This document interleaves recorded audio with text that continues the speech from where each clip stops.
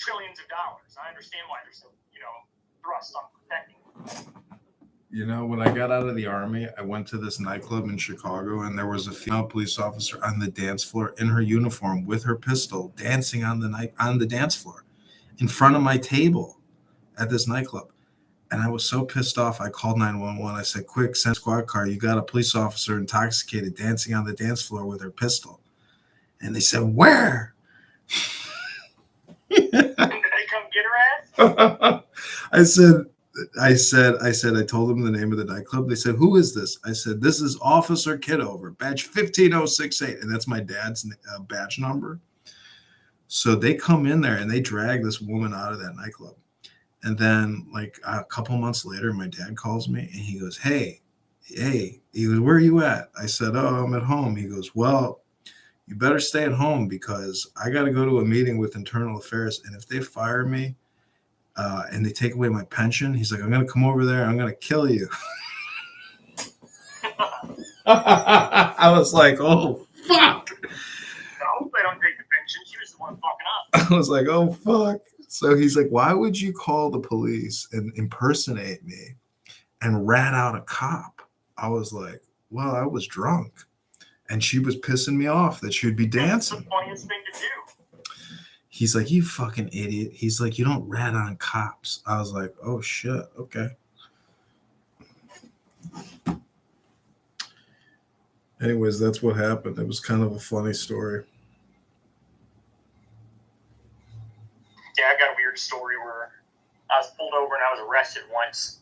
My dad has the same name as me. He's James Snyder. He's a little bit of on the wild side, so he had a warrant out. They arrested me as my dad. Took me to jail. Yeah, they took me to jail as my fucking 45-year-old.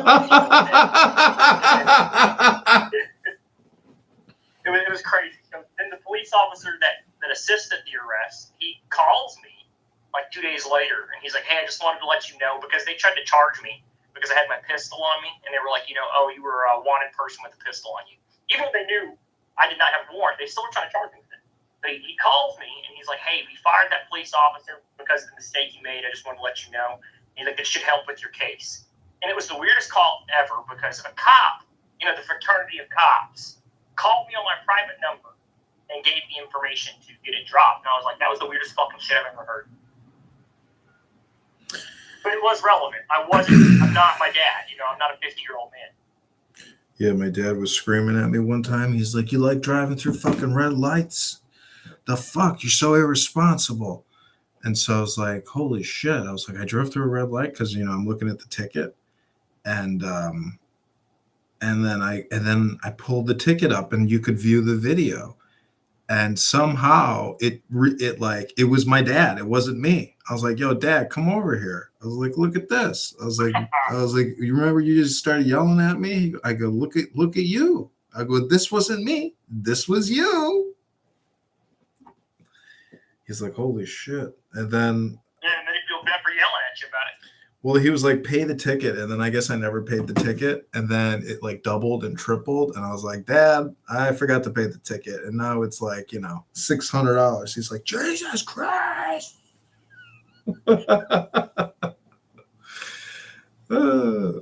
Anyways, yeah, I mean, you can't drive around a city now at over really 30 miles per hour. I mean, you just can't. You can't. In every direction, I'm surrounded by speed cameras, and new ones pop up all the time. And then they have red light cameras. And if, a lot of these intersections, that orange light is very quick, and you take a left on the orange and they'll pop you for the red light. So it's like, you got to be very, very precautious now. And really you just can't fuck around because you're going to get ticketed 3 different ways. It's amazing. They've automated traffic enforcement to a very high extent. It's annoying as fuck. It's crazy. But they tried it out here in St. Louis, but it failed because people kept being carjacked at red lights that they were waiting at.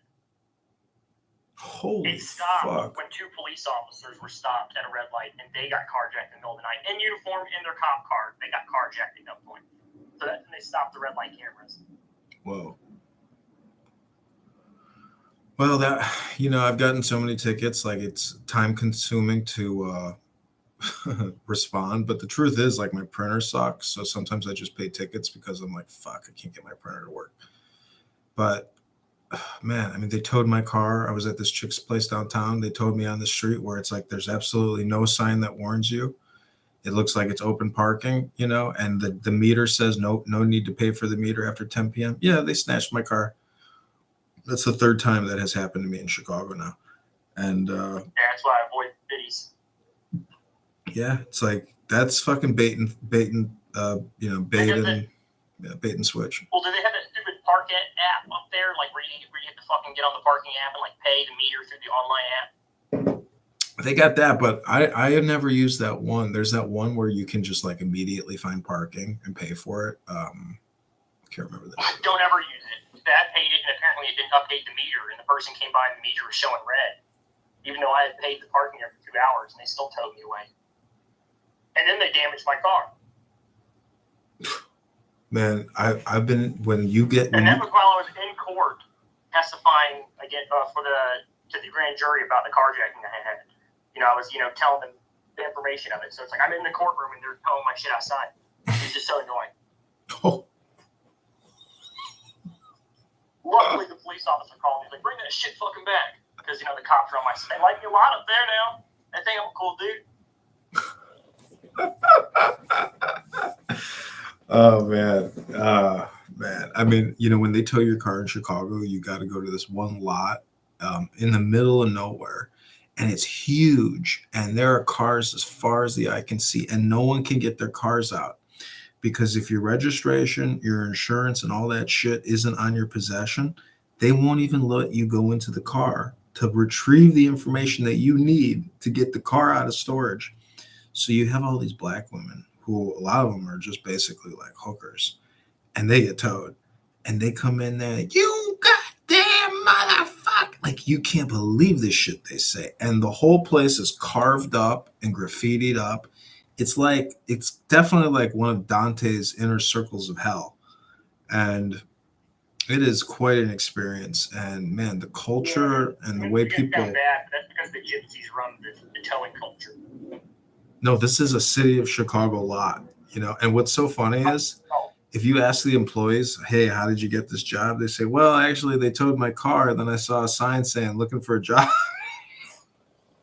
It's a good way to pay for it to get out, work at the place. This is how do you think you get employees if you don't have a scam going? I mean, it's a straight up scam.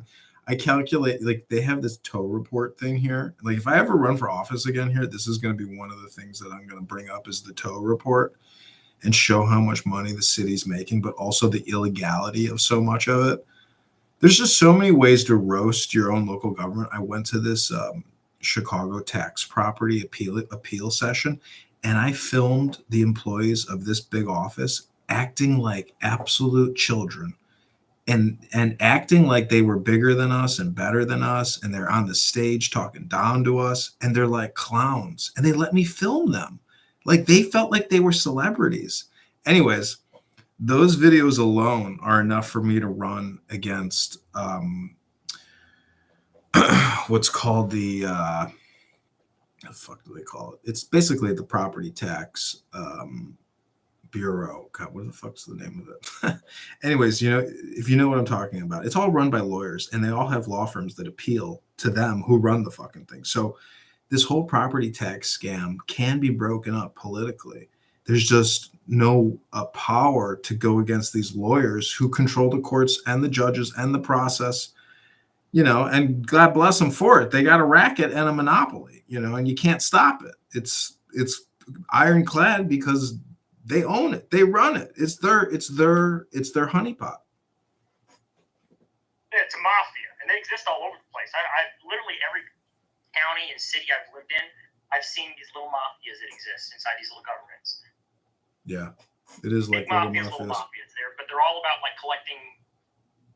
Like, I've seen one where they have a park budget. It's over here in St. Louis. It's downtown St. Louis that has a park budget of $3 million. And I looked at it, and $0 goes to new parks or maintenance. It all goes to holiday pay and sick pay and employee pocket pay. And it's just it's like, what are we paying these people for if we're not building new parks or doing any maintenance on these parks? I don't fucking understand what why are they still receiving pay then? It would be cheaper to take that money and hire a private contractor to do the maintenance on the park, where they pay their own employees and pay their own insurance and pay their own holiday pay, then it would be for us to pay for it.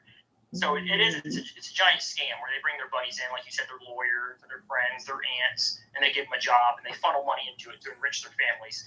And it's a giant mafia scheme that exists across the entire country. Yeah. The mayor of Chicago just hired hundreds upon hundreds of city workers all through nepotism, made everybody take a salary decrease. I used to work in St. Louis at, I think it was called like the Nederlander Federal Building or whatever it's called. It's right near the City Hall there in downtown St. Louis, near the Cardinals Stadium. Yeah, and I went to that El Burro Loco on a Fat Tuesday or a Cinco de Mayo, and I was like, oh my God, I might not make it out of here. I was like, maybe there's going to be a shootout. Like, this whole place is just ghetto and gangster as fuck. I was like, I think I was probably the only white person in the whole bar. And I was just like utterly amazed. It was like watching a Hollywood scene. Everyone was dressed up. It was like Cinco de Mayo. There was a line around the thing. It was absolute chaos. I was like, this is the craziest shit I've ever seen in my life. I was like, this is St. Louis. I was like, this is a absolute ghetto shithole. Yeah.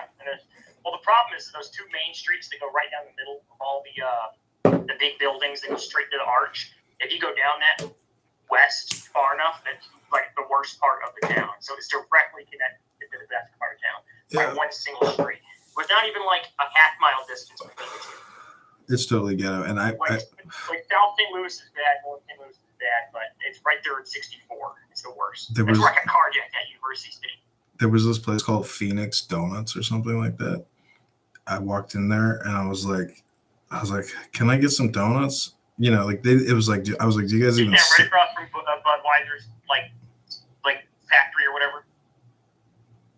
No, this is downtown near like a boarded up skyscraper near that AT&T building. Oh, okay. Anyways, they did open a new hotel there, and I was like one of their first guests at this like newly opened hotel, and it was priced incredibly. And fuck, that was like the best piece of salmon I ever had. I mean, it was a great hotel. It was black owned, and they had this big black opening. All these like, it was like a big thing, you know. But man, I do not see people wanting to go to downtown St. Louis for fucking vacation. Cardinal Stadium, yes, is pretty cool, but other than that, like, man, I mean, it's fucking dangerous. Well, right there around Cardinal Stadium is actually the most dangerous spot to be. Like you don't want, like, unless you're inside. Once you go outside, you better like sprint to your car, because that's the worst spot. That's where even police officers get carjacked. That was outside the stadium of the Cardinals, where those two police officers were parked at a red light, and guys ran up to them with rifles. 4 guys with rifles made them get out the car, took their guns from them, and then drove off in the marked police car. Whoa! And they still never found it. They have not found that car to this day. Wow, that's gangster. I was at that Busch Stadium. That's why they were shaking my hand. They were like, "You fucking shot one. Good job," you know. Did you see Trump said, "If you kill a cop, we're gonna kill you"? Yeah, it's crazy, isn't it? I was like, you know what? I never heard anybody say that, but actually, I probably should have heard somebody say that a lot. You know, like that should have been a whole political movement, for God's sakes. I mean, listen, the crime here in Chicago is so bad. Some young black man, trans guy in his early 20s just murdered 4 people on the train. You know, that's a mass shooting. And just one of them was a fucking Marine veteran who was trying to get on the police department, homeless, living on the train. And he got murdered by a young trans black guy. The mayor comes on television, he's like, this is unacceptable. This is unacceptable.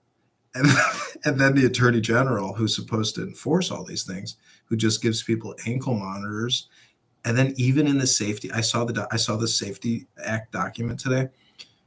Even if you are remanded to be home on 12 hours or 24-hour ankle monitoring, there was like the most confusing English sentence you've ever heard.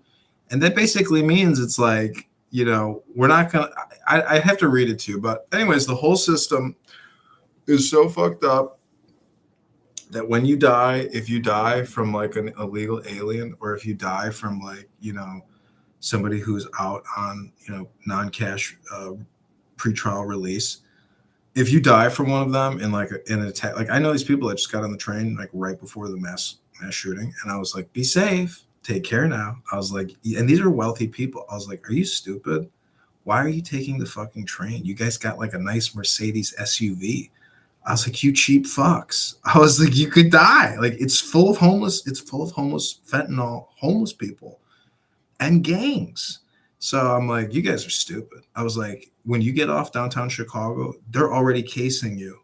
Like you and the police are sitting there watching them. It's just like that television show, The Wire, where like, anyways, petty crime. Well, what it is that the state don't understand how much work the wolves actually put into their job, like the criminals. Yeah. Like criminals are like, they put in so much work. They put in as much work as like a soldier does. Like I've heard about criminals that stole 300 pounds of brass and walked 12 miles.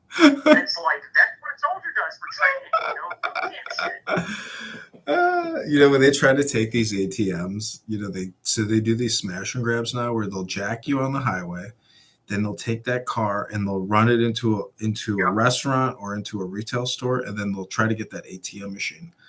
But I can't believe some of these ATM machines have $100,000 in them. You're like, that's actually a fucking huge score. Well, they've been targeting these pot shops because the pot shops have a lot more money in their ATMs because of that. Like they hit 3 of them right here in our town. But the problem is that they couldn't get the ATM to fit out the door. So that was the funny part. Yeah, I saw this one video of this guy who committed a robbery, and he was running down the street, and because he was so high on adrenaline, he didn't see the metal light pole on the sidewalk, and man, he fucking he might have killed himself. I mean, he ran straight into a metal pole, and then the cop hitting the ground after doing that. Yeah, the cop came up to him and was like, "Can't believe it," Goes from chasing him, going, "Are you okay, sir? You got to check on the fucking guy." Well, it's a beautiful Sunday here. There's a church down the street that I'd like to go to. It's like every Sunday at 10 a.m. I only want to go there because it's an amazing church. Like they say, Abraham Lincoln went to this church here in Jefferson Park in Chicago. There's a lot of history about the church, but it's just such a beautiful building. I want to go in it and see what their service is like. But, they got the gay flag up and shit. And I'm like, I could sit through one service to see what this, church is like, because it's huge. It's got the biggest bell on top of it. And like I was researching bells and like what the biggest bells are in the world. Kind of an interesting, thing when you see the biggest bell in the world get donged. It's fucking, people built that motherfucker. Today, all these girls are OnlyFans, Instagram, Snapchat, TikTok, whores, low IQ zombie drones. And yes, they may have great asses, but they fill their face with plastics. And then you're like, whoa, what are you like? Did you see Don Trump Jr.'s wife address like the Florida RNC? I'm like, Jesus Christ. Yeah.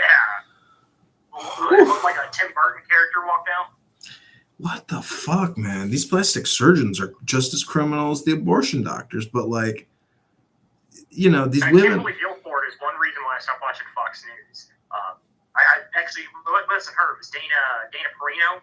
One day she's like, "Here, my husband's gonna come on. He's gonna come talk to us." And he walked on. He had a cocked eye. He was like this rich, like media personality, but he was this ugly motherfucker. And I realized in that moment that this weird show I'm watching, Fox News, was all these weird, ugly incel type guys, and then these beautiful, like, I guess, mail order brides that they've acquired or something like that they put on TV. These personalities on Fox News are not real. These are like, the best way to describe it is sexual deviance. I'm sure you've noticed it too, that there's a lot of sexual programming that goes along with linguistic programming. And that many people, that the basis to get into their hard drive to reprogram them is to target that sexual part. Yeah, I never thought about that. That's genius. Yeah, these chicks on Fox News, even like the Spanish weather girls. If you go on YouTube and you look at the Spanish weather girl videos, like those are fucking amazing. Yeah. Yeah, and you know it's some old weird guy who's in the hiring who saw that beautiful woman come in with her big boobs and was like, "I'm gonna hire her," and then he ends up sleeping with her and he's married to her and you're like, "This is the weirdest shit I've ever seen." I've essentially watched prostitution in Lifetime. A girl got to eat, and sex ain't illegal, so therefore prostitution is a government enforcement, generally subjectively. I would actually argue it's the basis of like women ingenuity, like the basis of their most core job would be sex, is it not? And people are going to say sexualizing women or like dehumanizing them, but like you said, OnlyFans, Instagram, most of their appeal seems to be sex, and then what is their job genetically is to have sex and produce children. It's like it seems a very, very centered in that. Yeah, it's hypocrisy. It's feminists or political identitarians using that truth, which is that a girl got to eat, and that monetization of pussy because of the digital commodification is a topic that feminists have to address in terms of the species and professionalism, let alone the mental health conundrum that comes with live streamers who make millions of dollars a year flashing their pussy.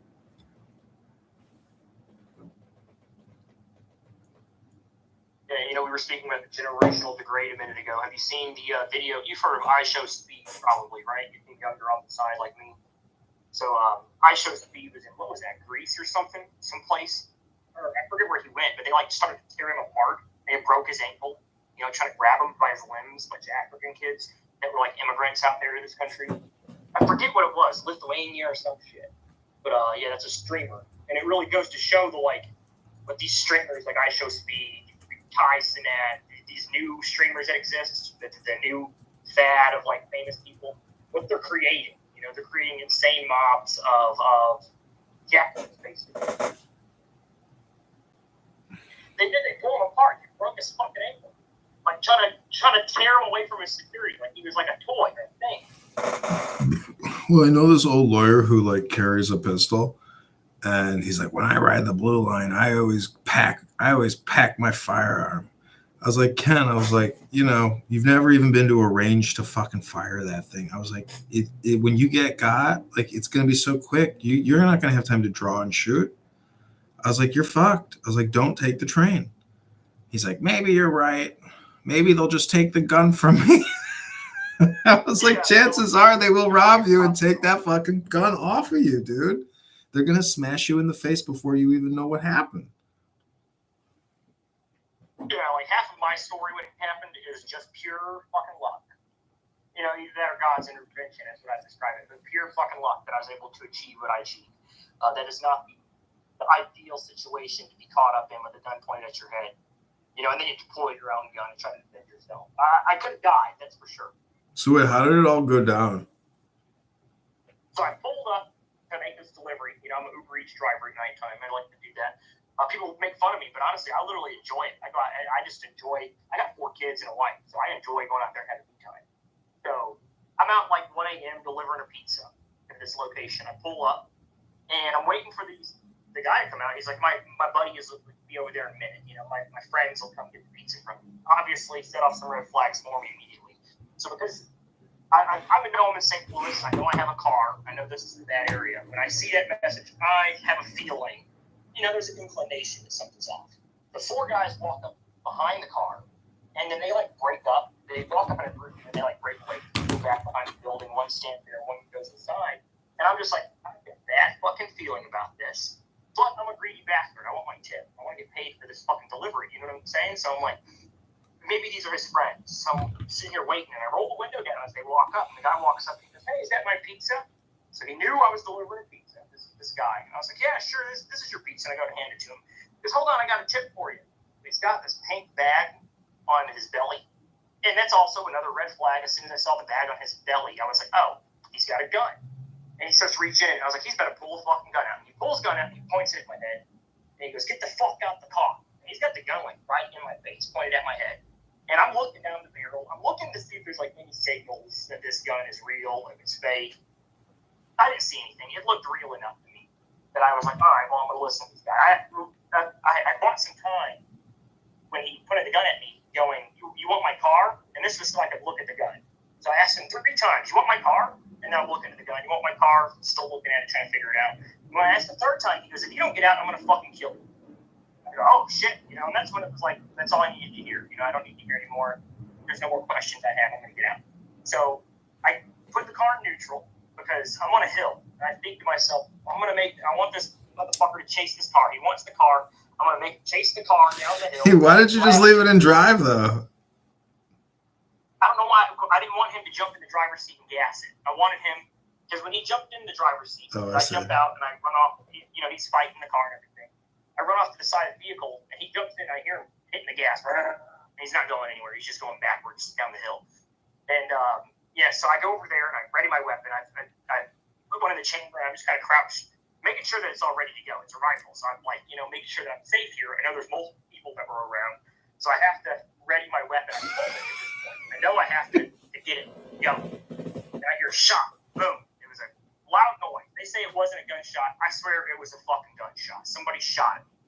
They say he just ran into the building behind when he went down the hill, which is also possible. Whatever it was, it scared the shit out of me. So I turned around with my rifle, and I just went bang, bang, bang 3 times. Everybody dispersed.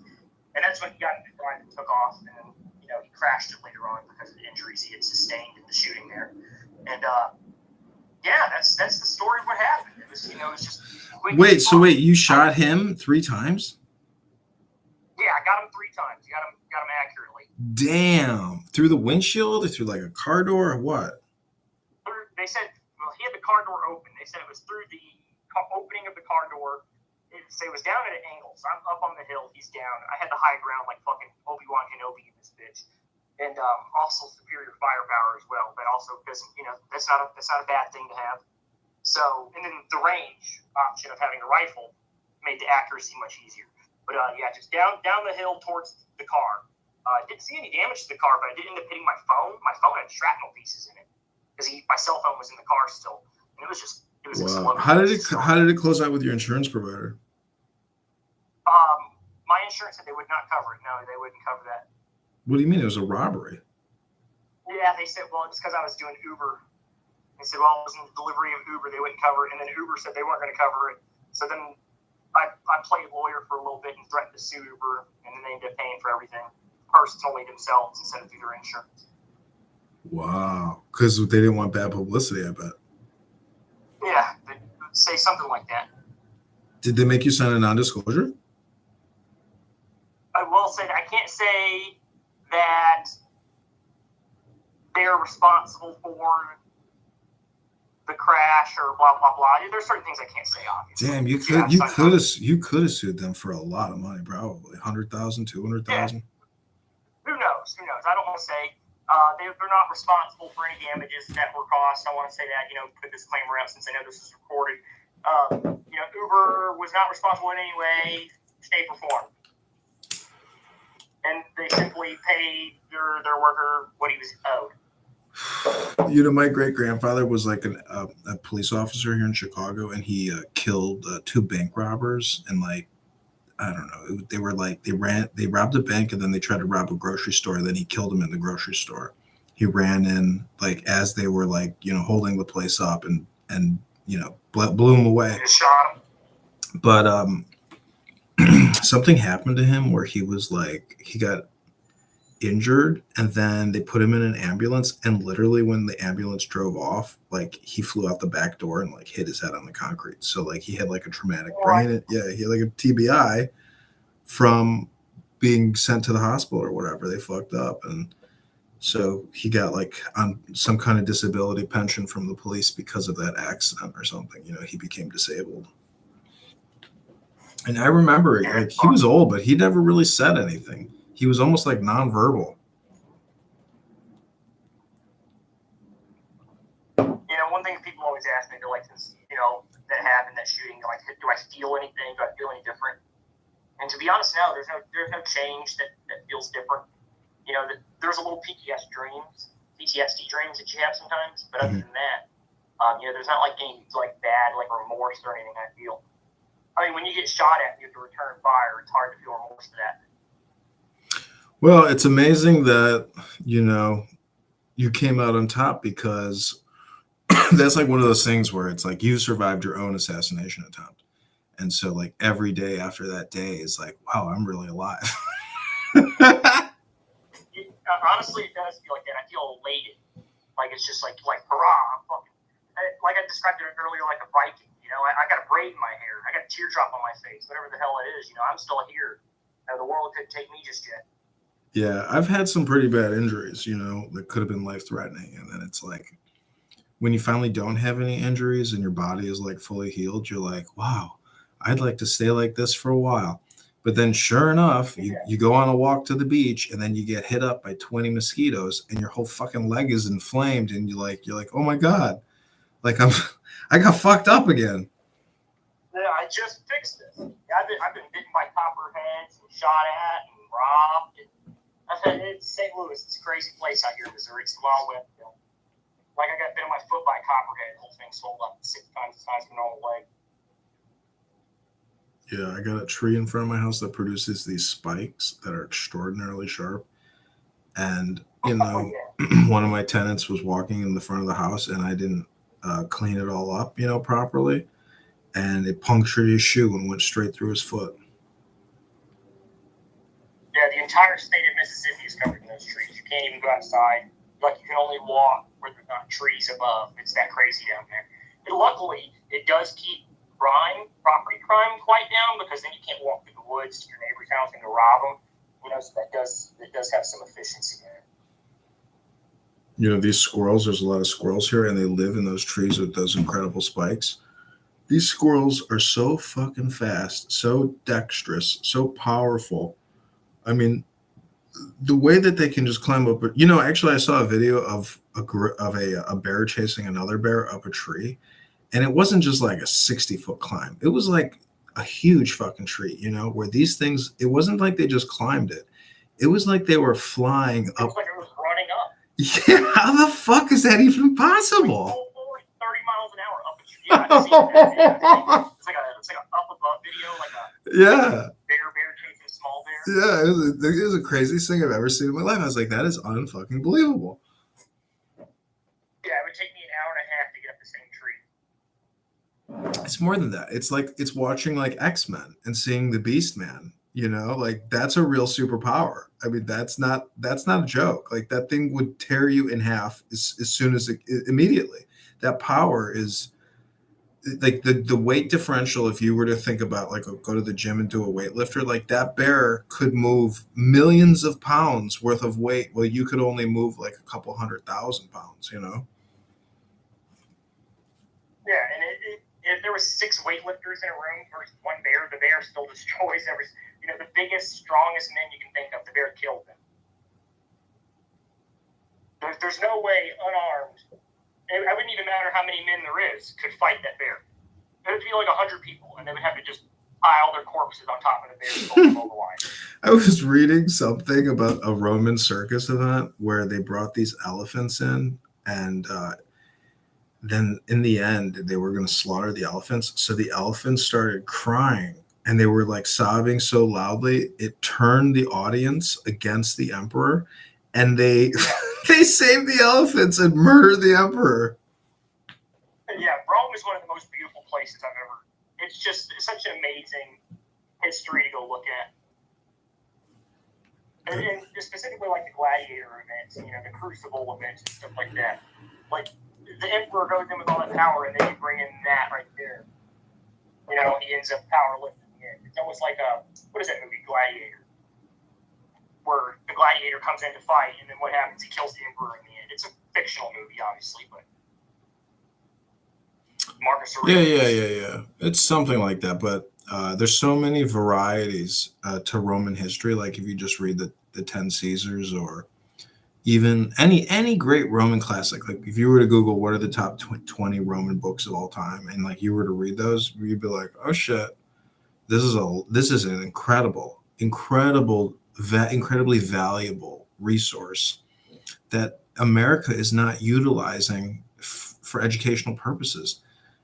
It's all just cultural Marxism, and these communist Democrats run the Chicago Parents Teachers Union. They run the schools. It's like a unified red front. Department. Yeah, even the guy who killed Epstein, Bill Barr, that fucking guy came to Chicago and said, "Your unions here are mafias." He said, "You guys are running a mafia." He said, "This is a Democrat criminal educational mafia." I was like, whoa, this is the head of the DOJ claiming Chicago. And I could show you the clip where I was like, wow, that's aggressive speech. Thank God. I was like, nobody's ever said that. And then people are criticizing Bill Barr. It's real. It's very real. The educational model, it's not even just in Chicago. I mean, a lot of it is centered in Chicago for real, but it spreads across the whole country.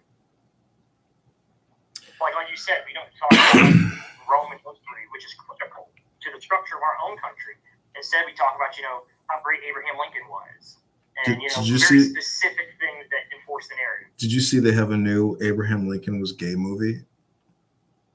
Oh, I'm not surprised. He's their king. That is their Caesar, their emperor. Look it up. Look it up. It's a big film now, and they're putting out that Lincoln was a bisexual and a polygamist with men and shit like that. Like they're trying, because of some kind of something that he was worried about his friend in some writing, they're claiming he was a faggot. Anything to disgrace Republican history. So, I should try to do it. All these pundits, they're not really they're mostly all kind of semi-retired. Like even Ben Shapiro, I saw he started posting a lot of stuff recently. But there's not enough counter propaganda, and there's not enough education. Like even PragerU, I don't know. I've never, ever, ever listened to anything on PragerU in terms of education. Because all this information transmission is too slow. Like my time span is just too low. I could never, ever. Anyways, the point is, what was my point? I was going to tell you that I went to Jerusalem on a birthright trip back in 2002 that the Bronfmans paid for. The Canadian billionaires. I think they made it in whiskey, like something like that. Anyways, so I went to Jerusalem, and it was like Shabbos, and man, that was like the weirdest day because it was like time stood still, and I called front desk to get a towel because all my roommates used all the towels and just threw them all over the floor. I was like, oh, classy people, thanks a lot for thinking of me. So anyways, I called the front desk, and nobody picks up. I go out into the lobby. I go to the elevator, and the elevator doors are permanently open, and it's just going floor to floor to floor. I'm like, well, the elevators are broken. That's fucking stupid, right? Because you could get killed because they leave the doors open. Yeah. For Shabbos, they risk your life on the elevator. That's fucking retarded, right? It's because they can't activate the electronics or whatever ritual stuff they do. You can't open it. You have to leave the light on. You can't turn it off and on. It has to stay on the whole day. Well, I don't remember what Shabbos was like, or I guess I don't remember what Saturday was like. But anyways, we went to this amazing synagogue. I don't know what the name of it, but it was old, and man, it was an incredible scene. I had never been to a synagogue. A, I was in Jerusalem, and B, it was Shabbos, and I had never been in an ancient synagogue in Jerusalem. I don't know how ancient, but anyways, it was like out of this world, and then you looked up into the rafters, and that Megitza or whatever it is that separates the men and the women, you could see all these women's eyes looking through these holes. I was like, whoa, this is a trip. It's a trip. It is, man. But the fact that the women were at the top looking through these holes and you could see their eyes, I was like, wow. And then the lighting in the place, and then the podium, and the people were davening, and then somebody was singing or whatever. I don't know if it was a cantor or what he was reciting. I had no idea what I was doing, nor could I understand anything.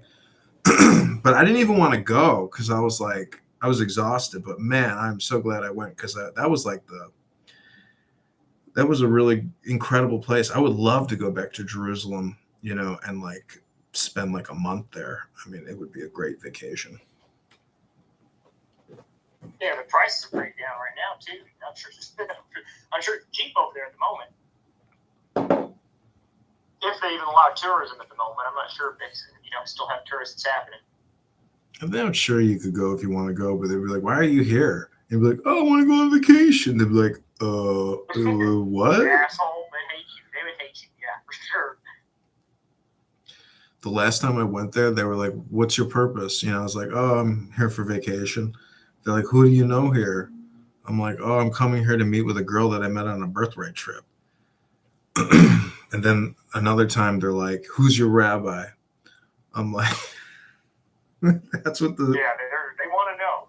Have you ever heard of Jerusalem syndrome? Yeah. Yeah, so I witnessed that firsthand. That was a fun experience. I didn't know they hauled them off to an asylum for the rest of their trip. They experienced that though. Well, I would say there's probably more drug-induced and alcohol-induced Jerusalem syndrome. It's not like just people coming sober and then they flip out. I think it's You're right. I think it's they got to be fucking liquored up, and then there's people there that think that they're going to start a cult. There's people from all around the world, every culture that gets infected with the mind virus to go there or to I'm not sure if you've noticed, but there's a lot of those people on this very app here, what I call crown chasers. They think they are Jesus. There's this one room, I don't know their names, but he has like a red, like mantle and this yellow like crown seat. It looks like a litter bearer thing. And this guy's really good actually because he runs his room like a Toastmaster session. And so he goes, "My brother, I've given you one chance to respond and one chance to speak, and you continue to disrespect me. My brother, I will have to move you to the goo if you disrespect me.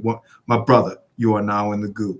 Returning back to the conversation." He's like so professional about it. It's like, yeah, you may be crazy, but dude, at least you can run a fucking room like a professional. Gotta respect it. It's like he's not gonna waste your time. He came there to read you shit like he does, and he reads you all the scriptures, and then but he doesn't like let people control the room, which I appreciate, because I'm not gonna listen to him, but at the same time, I love how he doesn't waste his own time, and like he does in a sense, improve himself. So that's the thing. It's like if somebody is truthful and they're actually educating themselves and educating others, well, then it's like, okay, I got no beef with you. Just don't fucking try to rob me. Well, it's like the Nation of Islam people versus the BHI. I respect the Nation of Islam guys because they're exactly what you described as that person was. The way they run the room and very professional. Then there's the BHIs, and it's the purple and gold, the Crown Royal fellas. They're on the street. They're looking for beef. It's like on Clownhouse. They act very literally in real life the way they do here, where they look for a white person and they just start yelling, "Yaku! It's the white devil!" Just to get the attention on them. It's very weird stuff. I enjoy it. I love to go to those rooms. I go to the rooms and I tell them I'm the first white BHI, and I intend to be their prophet. And I hope to lead them to glory for the Black Brotherhood. They hate it. They don't like it. I'm their white savior. I don't know why they won't accept me. Well, their white current Jewish savior. What's cool about this app now is there's all these social rooms, so you can go in there and just blast them with whatever neurolinguistic programming you want, and it's just amazing. I usually turn the volume down on my phone so I can't really hear what they say, but it really is like spraying a bunch of insecticide on a bunch of ants and then watching them like freak out because when you lose control of what you're listening to, it's extremely annoying, to the Homo sapien or to the Cro-Magnon mind. So do you think there are differences between brains, based on, obviously you would say there's a difference based on history of the brain in terms of conditioning. But in terms of what was it called when they used to study brain science? It's not craniology, but there was another nephrology or something like that. I'll go look and see real quick. I'm just wondering if there is a difference between an ADOS brain, a Russian brain, and a British American brain. We know.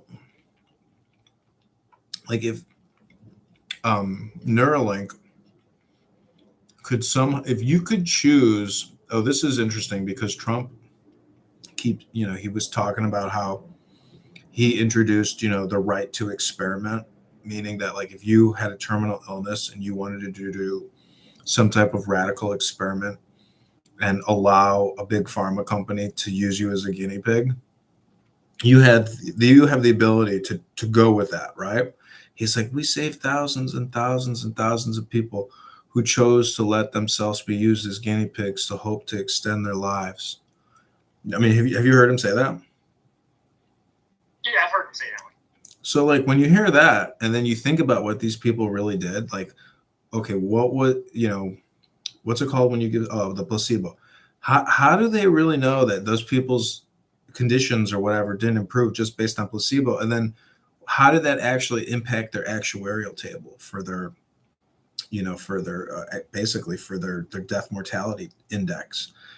Like when Trump makes claims like that, I mean, that's when I'm just like, okay, that's bullshit, because that deals with a lot of money that Medicare, Medicaid, and then their private health insurance coughed up to those doctors and to those manufacturers for those products. So it's like, how do you know that these people wouldn't have done better if they just stopped smoking their vape pens for 10 minutes and, went to the gym and maybe didn't order, that extra Coca-Cola liter bottle with their, Little Caesars 2-pack.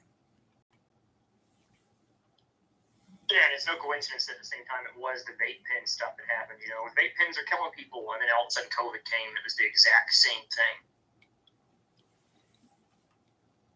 But yeah, when it comes to Donald Trump leading, like in the sciences or medical profession, that's the last thing I would expect. And I think there's a reason why so many of the MAGA right, when he was like, get the vaccine, was like, fuck you, dude, we're not doing it. They still didn't do it. No, they still have not done it, no matter what he has to say on it.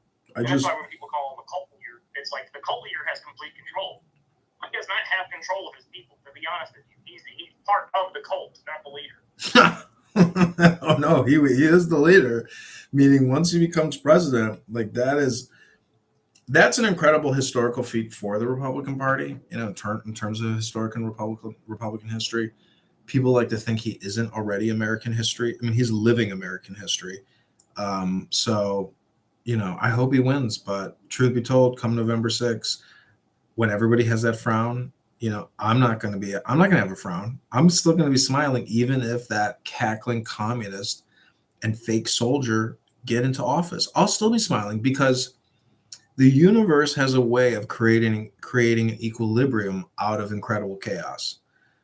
These people think they can control chaos. They are being controlled by the chaos. That's what I think, maybe that with that type of understanding, you'll know that even if they win, it's for the best, because their wickedness, their duplicity will be inversed. And this is like the whole Arthurian legend that, a king will rise again. It's just a matter of time. And sometimes, though, it takes extreme wickedness and evil and traitorship to bring forth King Arthur, to slay, Queen Morda or whatever, and where is our Merlin? Elon is our Merlin. I mean, I forget who says this, but it may even be a video game character. But sometimes good men need to be the bad, or sometimes good people need to become the evil so that good men can rise against them, or something like that. So maybe it is good. Maybe we should stop with this thing to fall and let them take over, because that's what will bring forth, like you said, the King Arthur quotation mark, the guy who stops it. Yeah, if they don't come to power, then we can't do a full rotation. And the system needs a threshing. We just don't see it yet, but when they will all be threshed, like the Messiah is coming, whether they like it or not. And this is the whole thing about King Herod and wanting to wipe out all the children, and and the pharaohs wanting to wipe out the children, because soon it's possible that the Kwisatz Haderach comes forth and frees the Fremen from the Harkonnen. Yeah, I'm sure that does scare them. You get to know everybody that exists. You run them and control them, but there are all these new people that keep spawning into the world that you don't know.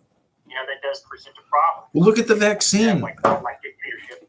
I've heard Alan Watts say that maybe we should speed up evolution, or maybe we should just leave it alone because we don't know the unintended consequences. What do you think that experiment, what do you think the patent was? The patent, in my opinion, is like the Bene Gesserit trying to bring about the Kwisatz Haderach by any means possible.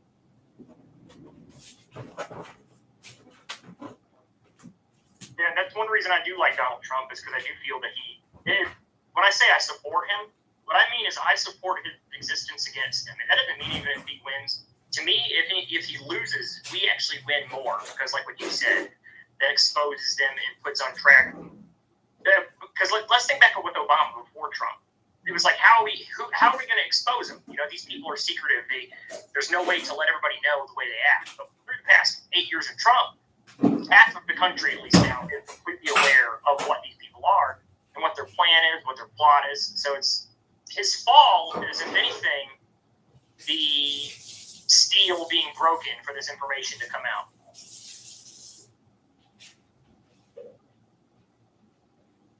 And I like to pretend like the world where Donald Trump was shot is actually what we're in, because that's what they intended, where Donald Trump had been shot, and they were going to flood us through programming on the TV, Twitter, all of it. These images of Trump's head being blown off over and over and over. They're going to show it to you a billion times. And it was supposed to demoralize us. That show Game of Thrones, the House of Starks, or the one older uncle, who was like the badass. Like, that's kind of like what Trump is like, because, Don Jr. is kind of, in my opinion, he's, let's just say weird, or a goof.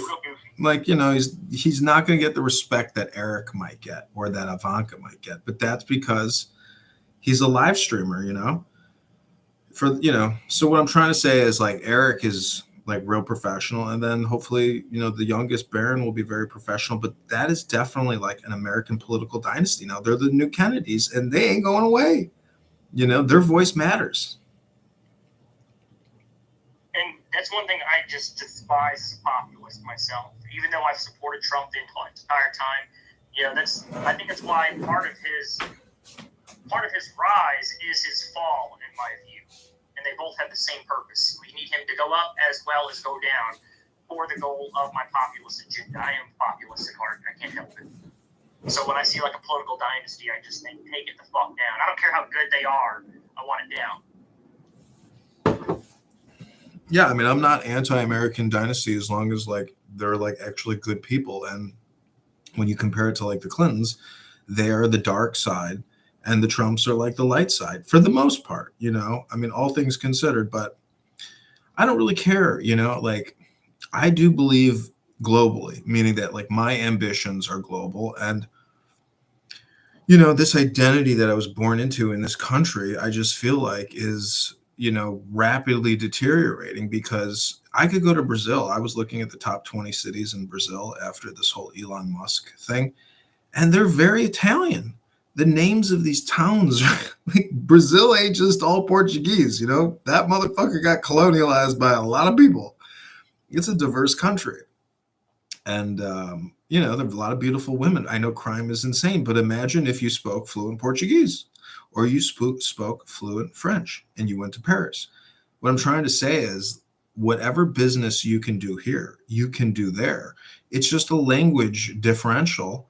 And you don't have to be fluent, especially with all this AI stuff. So like international distribution or international expansion now is easier than ever before because of the language technology at our fingertips.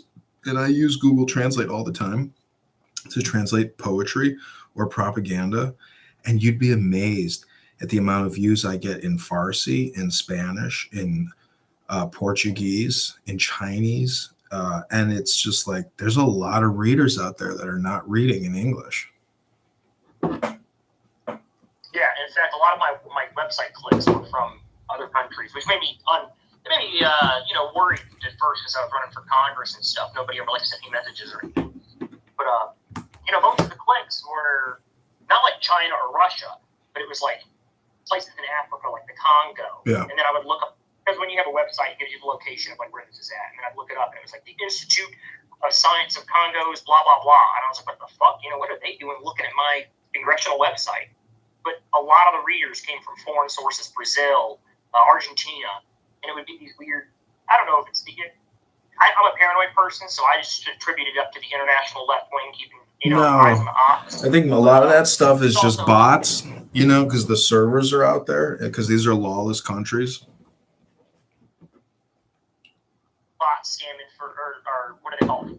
Phishing, PH. Yeah, they're scraping, and your site's just getting scraped. Yeah, that's fine. That's why I don't allow it. There's an option on there to allow users to like make an account.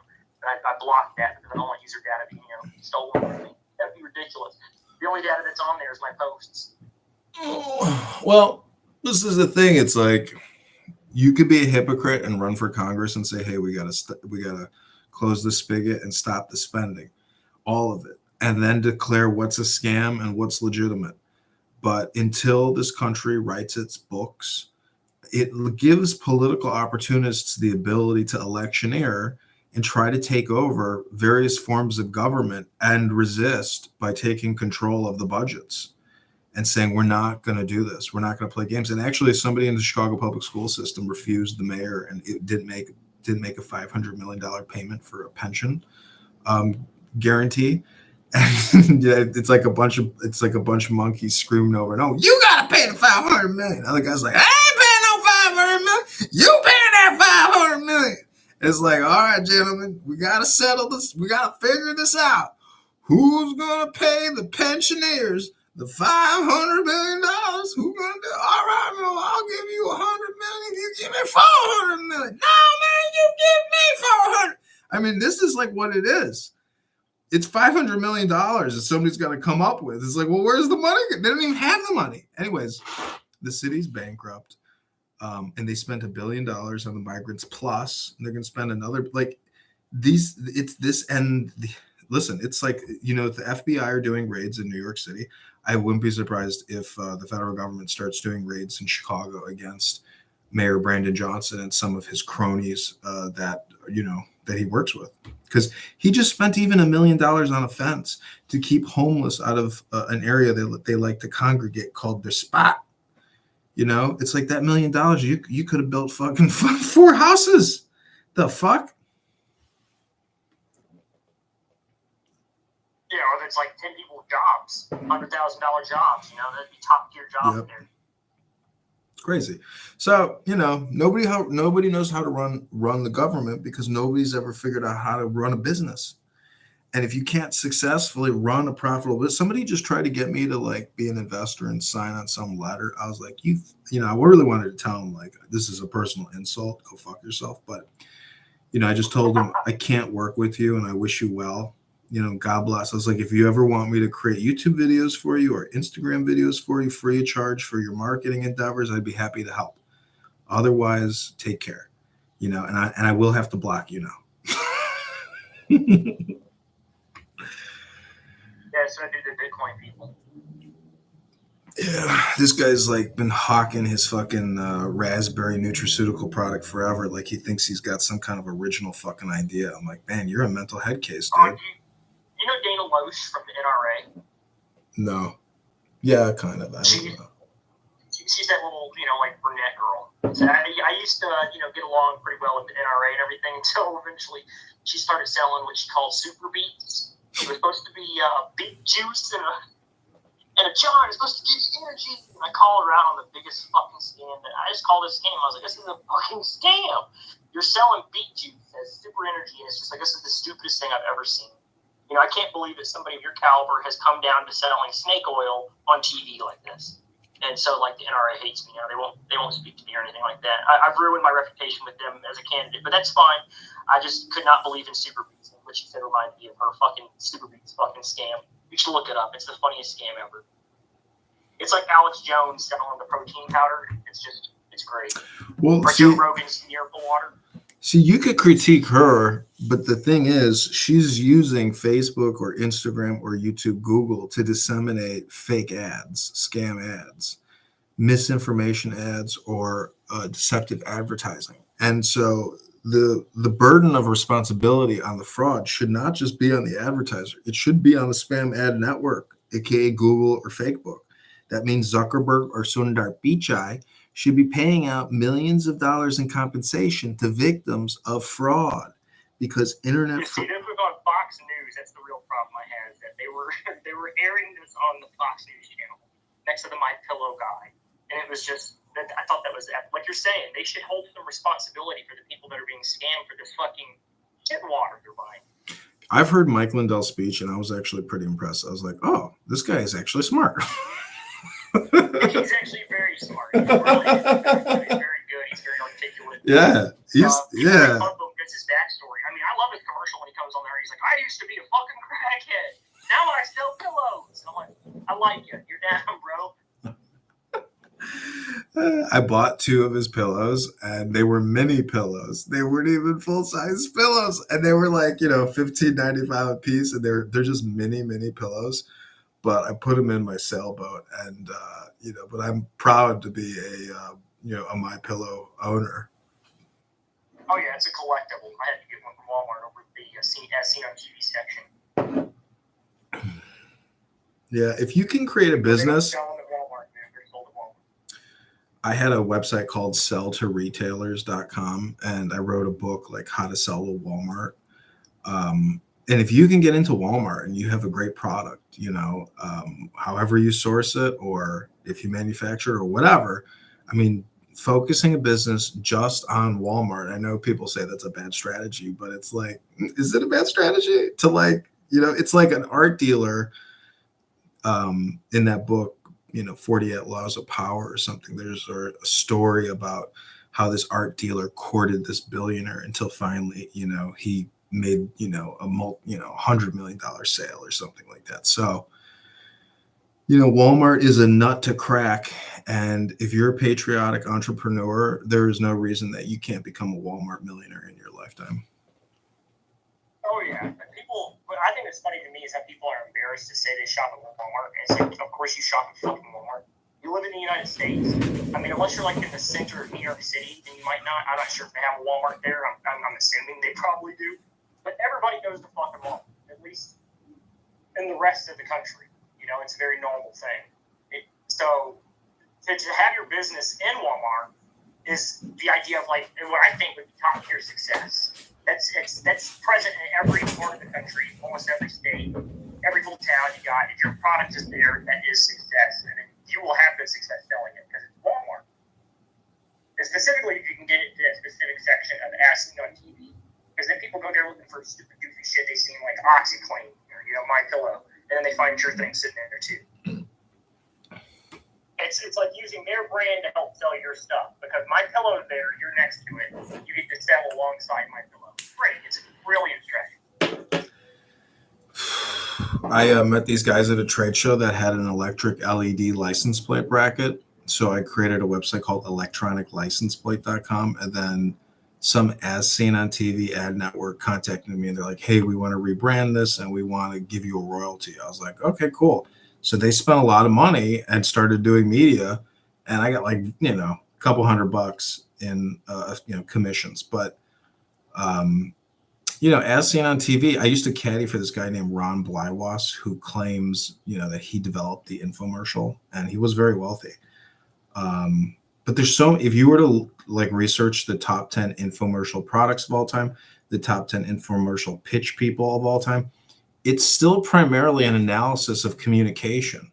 The product is kind of irrelevant because what they're really selling is emotions connected to some fugazi product, which is a temporary feel good for a long-term, philosophical, psychological dilemma that people can't come to understand. So, community. Like OxyClean, that's a good example of what you're talking about. Yeah. People think of OxyClean, they go back to nostalgia of the 90s. It really is a shitty fucking way to clean up your stuff. It's expensive as fuck. But they think back at that. What was the guy's name who died? I mean, are you talking about Mr. Clean? No, the OxyClean guy. No, I don't know that guy's name.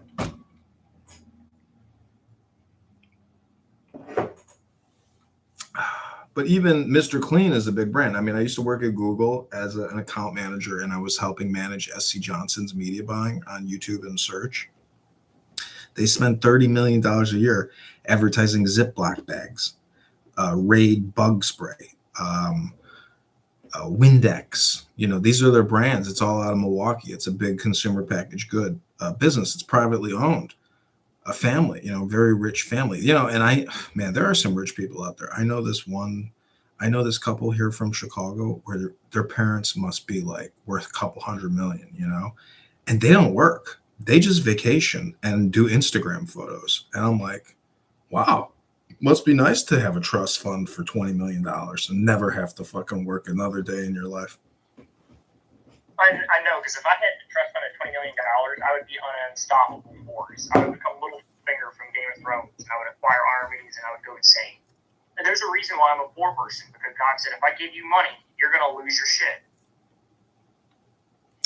Yeah, but I would go immediately power hungry like George Soros. I would start trying to buy politicians and stuff. Well, did you ever see Brewster's Millions? No, I haven't. Is that a movie? Yeah. Holy shit. It's funny. It's with Richard Pryor, and he finds out he's like the long lost grandson of like Rockefeller. And so in order to inherit the full 10 billion, he's got to spend 300 million in 30 days. Otherwise he doesn't get the full inheritance, because he was like a crazy crackpot billionaire. And so Richard Pryor can't spend the money fast enough. It's a very funny movie. I would be able to spend it so quick.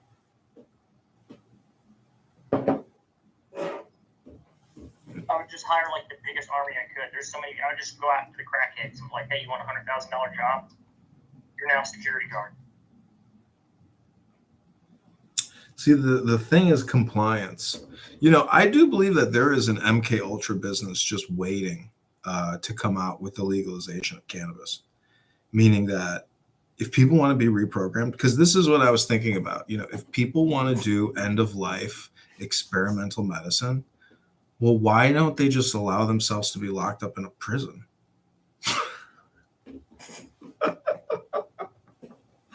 A wellness prison where we will force you into compliance. Your bullshit ends when you come through these doors, like you're really gonna bill Medicare and Medicaid $1 million for their cancer treatment when we could actually maybe save them by restraining them. Well, I'm not sure if you heard. Have you heard about the new technology they have? It's like this little, it just goes in your temples. They have other types of it too. They put it on paralyzed people, and they can take their thought and form word. And people are like, oh, this is amazing. It's this great. Look, we finally have this use. And I'm like, you guys realize they just created mind reading technology, right? I got a red bar. Did I break up there? I mean, you really think that's not just bullshit? I don't know. I saw that they accurately, this person was laying in the chair. He's all fucked up like Stephen Hawking. And they put it on, and he was talking to the little chip on his head or whatever they had there. And it's like, if they can somehow take words out of your brain for that, then they have the active ability to read minds, to look into your brain and see what you're thinking. So I saw something about, I have all these cell phones. Even implant thought. Well, I don't know if this is real or not, but I was listening to somebody talk about how Apple has these patents on neurological, light transmission, where through that laser on the front of your phone, by sending lights into your eyeballs, which is your brain, they can do programming through the light. Hypnosis. Not just hypnosis, but neural implants, but not through sound, but through light. Yeah, it reminds me of the magicians of what's that guy, David Bowie or whatever his name is, where he used a flashlight to hypnotize that guy into assassinating. It was a fake assassination, but he actually pulled the gun out and shot the dude. And all he did was use a flashlight to get this guy into a hypnotic state, or suggestive state, I should say. And he actually pulled the gun out and pulled the trigger. It was fake. It was blood packed that were on the target. but it still proved that like the light sequence could be used to make people suggested to do things like that. But yeah, on the phone there, that sounds crazy as fuck. It reminds me of like, have you seen the movie Kingsman?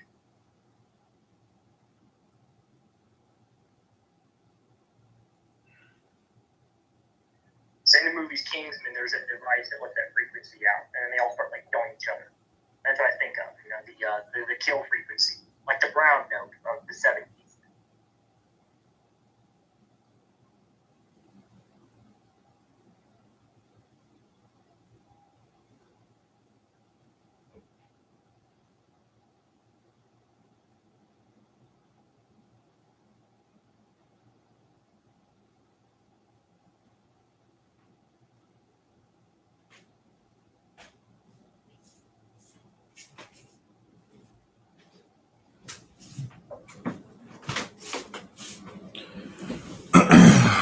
Okay, any other thoughts, comments, ideas, or opinions? Just that we should root for Donald Trump by 2024. And if he doesn't win, then we still win anyway. It's all good. Yeah, I mean, I say vote Trump, go to the gym fatty. And I've become a fatty because I've been eating a lot of spaghetti. Where's my spaghetti?